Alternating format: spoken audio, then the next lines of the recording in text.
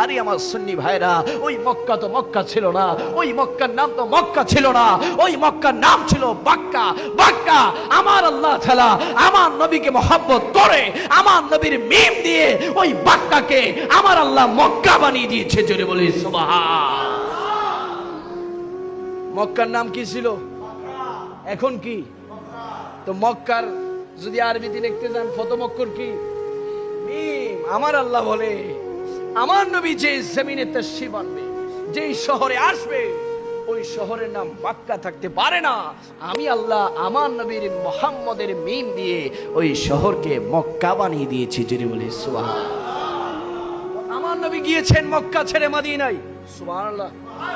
আমার নবী মক্কা ছেড়ে কোথায় গিয়েছে? কিন্তু তখন তো মদিনা ছিল না, তখন ছিল ইয়াসরিব। কি ছিল? ইয়াসরিব। আমার আল্লাহ বলে আমার বন্ধু মদিনায় এসেছে, ইয়াসরিব এসেছে, এটা তো আমার ইয়াসরিব থাকতে পারবে না।